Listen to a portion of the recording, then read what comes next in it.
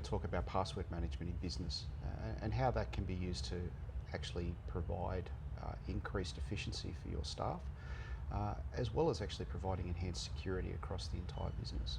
So it's not so much a matter of should you be using password management, but more how to get the best advantage out of the modern password manager within a business environment. So within Microsoft and across most of our clients, we recommend a product called Bitwarden. Now its code base is actually provided as an open source product, although it is actually a licensed application. The reason they open source their code base is so that it can be reviewed and checked for any security vulnerabilities by multiple people at any time. And that gives us a fair degree of surety that the product is actually safe, secure, and does what it says on the package, if you like. In terms of how we implement that, it's implemented both as a browser plugin, but also as a local application that stores multiple passwords. And for us internally, we actually secure that by partitioning that down to different access levels. So different members of our team have access to different levels of passwords depending on what their role is. So it's certainly not a case of everybody has access to every password, which is also important. Now, one of the big concerns that a lot of places have, and justifiably so, about password managers is you've got one password that you need to actually access your password manager. And for a lot of people, that's seen as a single point of failure or a massive security risk. Guess the password to the password manager and you've got access to all the passwords. And if they're not implemented correctly, that certainly can be a risk. For us, we actually implement password management so that it actually integrates with something like a Microsoft 365 password system or credential system. And that way you're actually validating who the user is, which password they're actually using, and actually putting multi-factor authentication as a standard across your password management engine as well. Tie that into with some conditional access policies and risk management profiles, and you can be fairly certain that access to password management is not going to be broken into. The other part of that we tend to do for organisations that want it is, instead of using passwords, we'll actually use a cryptographic pass key to actually protect access to the password manager. And that provides an even higher level of security in that you're actually using a two-part pass key, part of it held in Bitwarden and part of it held by the user on their chosen device to actually secure access. The advantages of that then mean that you know that your staff are not going to forget their passwords into the password manager, and you know that they've got access to the right passwords to the right systems at the right times at the right access level. And it just makes the entire access process into various applications so much faster. You go to a login page for a tool that you use, and your team are prompted straight away that here's the username and password for that. You literally click the button to autofill and log in, and away you go. If you need to change a password, well, you can actually set the policies around the type of password that's actually going to be provided to that application. And your team then are going to be using complex passwords that are very difficult for anyone outside the organisation to guess, and that particular tool is then secured from a credential-based attack. So tell me a little bit more about passkeys. So they're cryptographic. Yep. For someone who has no idea what that means, tell me more. Okay, so a cryptographic passkey uses an algorithm it's like having a treasure map, and you've taken that treasure map, and everybody knows what the treasure map looks like, but you actually go and rip it in half, and you give half to one person and half to the other. And the only way that treasure map is then of any use is you've got to be able to put both halves of it together. So the cryptographic part of that is you take your part of it and you actually encrypt it. And that might mean, let's say you put a colour filter over the top of it and you remove a certain colour off that map, and only you know what that colour is. So as long as you can remember what that colour is, you can actually de-encrypt your part of the passkey, you can compare that with the other person's, and hey presto, you've got access. If you don't know what that colour is, well, then you can't get in.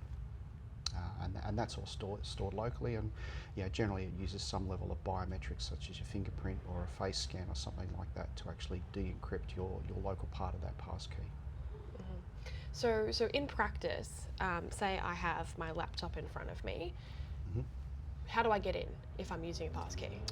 With a passkey on a laptop, so this is one of my favourite things. So I run a Windows 11 laptop, and I have a little cryptographic hardware key.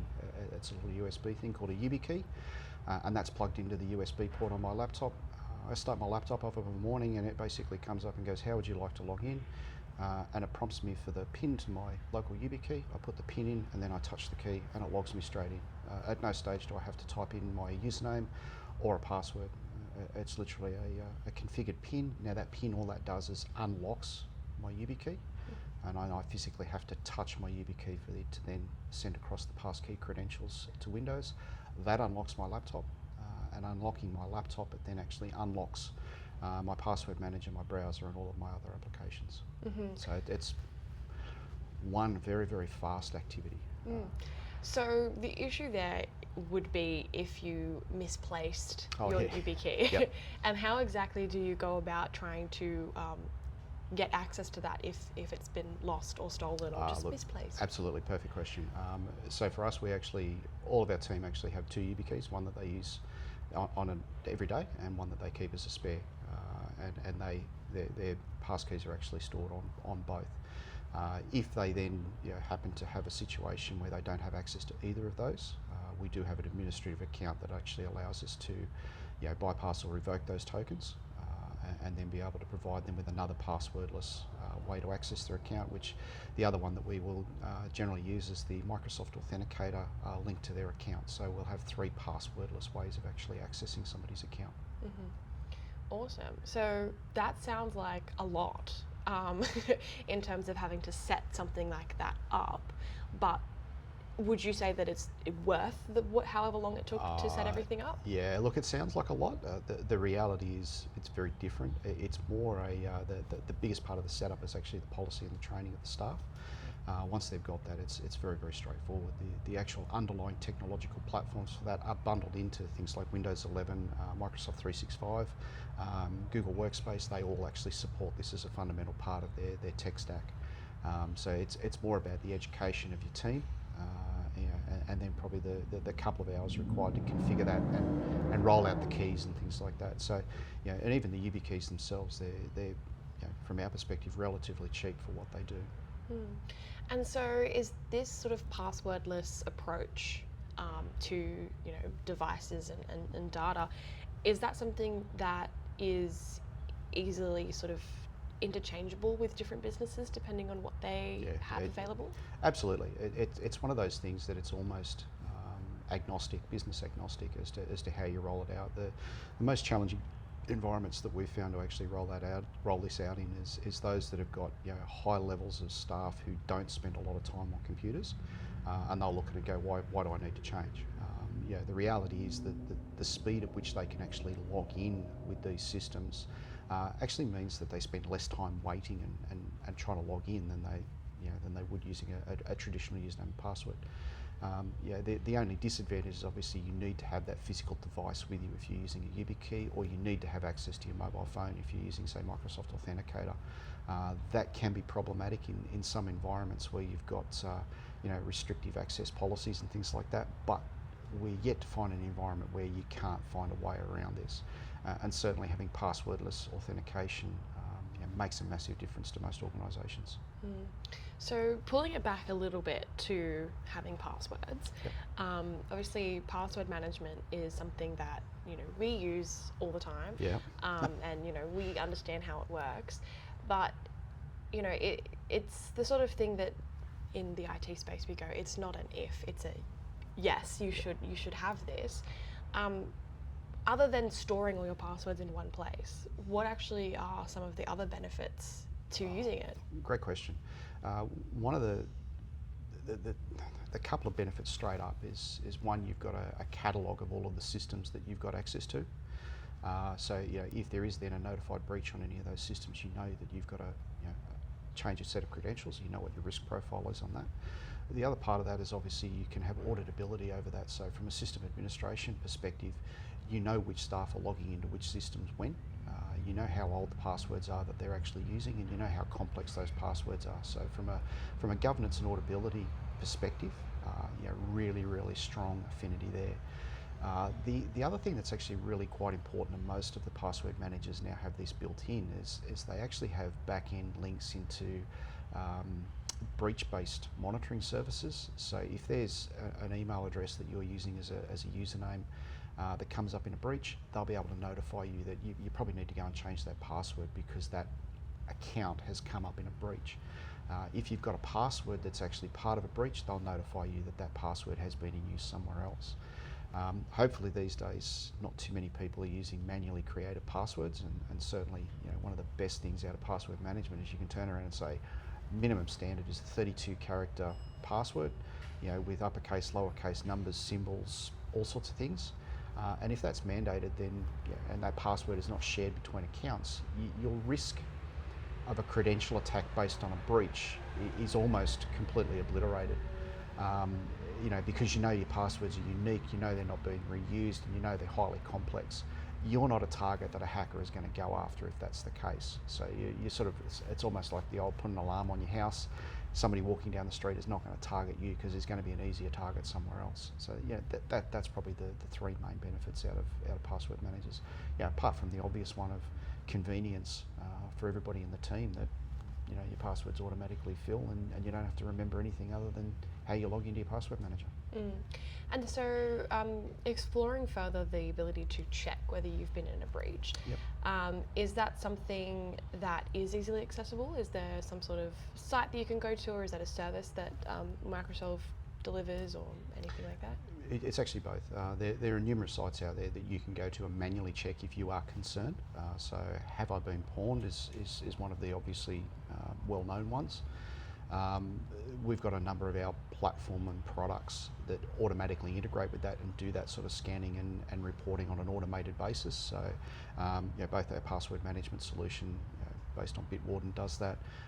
Also our cyber awareness training will do exactly the same thing. It will go and automatically scan those databases for any occurrences of where your work credentials might have been in a breach. Both of them also give you the opportunity, if you've got personal email addresses or other accounts, you can actually go and search for those as well. To extend beyond that, just a professional breach service, but to actually make sure you as an individual are well protected. Having a password manager, is that something that can be transferred into a personal life as well? Because we may have more things to sign into? It's probably not a case of can it, it's more a case of it should be. Password credential attacks for a number of businesses that have been penetrated have actually been found to come from say a senior executive's personal social media account being compromised, and then that compromise leading to an investigation or a targeted attack against other members of the organisation, which has then been successful because they were able to mimic that executive really easily. So it does come down to security is not just about the business security, but it's about the full security of every member of that team. And having a personal password manager, it does make sense. And there are a number of platforms out there, Bitwarden being one of them, that if you do have a business account, they do then provide you with a supplementary personal account that you can use for yourself, and then you can actually extend that out for family members if you want to go down that path as well, which I probably don't want to share too much, but you can then use that for, say, shared services that all your family use, such as maybe a shared Netflix account. You can make sure that password is available to everybody on the account, and it's done in a secure way that even if it's changed, everyone will be notified of that change straight up. So there is definite benefits out of extending that password management out of the business space and into the space of all of the staff members. And so do you have a message to anyone out there who would be going, I haven't been breached before, I'll be fine, I'm just going to keep using the same password that I've been using for insert amount of time? Look, and the reality is there are a lot of people out there who go, cybersecurity, it doesn't apply to me, I don't have anything of any value. Look, on face value, it's not until you've actually been subjected to a breach that you understand what the impact will be. But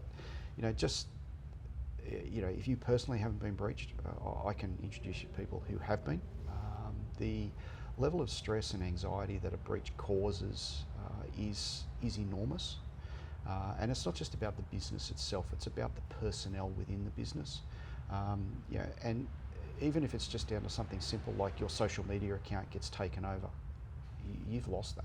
You've literally, your chances of actually recovering that account without significant investment of time and money is almost none. So even at that level, If you've got the photos of your kids from birth to 11 years of age all sitting in a social media account, you lose that account, well, you've lost that content. You've got no way of getting that back. And that content can then be used against you in other contexts. And this is not theoretical stuff. This is real. This happens to people every day. If you extend that out to a business, if you've got, say, a business Instagram account that you're curating clients through that and you lose control of that, well, you've lost that aspect of your marketing and you're not going to get it back. And the reality is that's going to cost you big time. If it's not in lost revenue, it's actually going to cost you in recovery. So it is actually real, and it can be quite considerable, the impact. And when would you say is a good amount of time to have a password for? When should you be changing your passwords? Okay, that's actually a really interesting one. The common wisdom 5 years ago used to be change your password every 30 days. The reality is 5 years ago that 8-character passwords were okay, and you could get away with that. The reality these days is if your password is anything less than 16 to 20 characters, it's not secure. And there's no physical way that anybody can remember a password of that length without some level of assistance. Therefore, the more complex your password, the longer that you can actually leave it in place, particularly if it's unique to a certain service. So, our recommendation these days is if you're using complex passwords of, say, 32 characters or more, 12 to 18 months is fine for a password change regime in an ordinary situation. If you're working in a highly sensitive, highly regulated environment, you may actually have regulations that dictate that it may be 90 days and you need to follow that. But for average person in the street, 18 months is fine for a 32 character password. So check your policies. Yep. So passkeys, biometrics, multi-factor authentication, all of those, large buzzwords, really important. And it's not a question of should you, but it's a question of It's a question of how. Yes. It's not a question of should you be using password management. It's a question of how do I best get advantage out of password management? How do I make that investment for my business actually pay back in terms of effective and efficient use of staff time, and making sure that you're actually compliant with all of the legislative regulation that might apply to your actual sector. Mm-hmm. So if that's a question that you have, if you're watching this and you go, oh, that's a great point, just give us a call, send us an email. Hit us up on LinkedIn, drop us an email, hit us up on WhatsApp, whatever is your preferred method of communication, we'll accept it. I think carrier pigeons will even deliver to our location, so we're good. Well, on that note, thank you very much for your time. Thank you.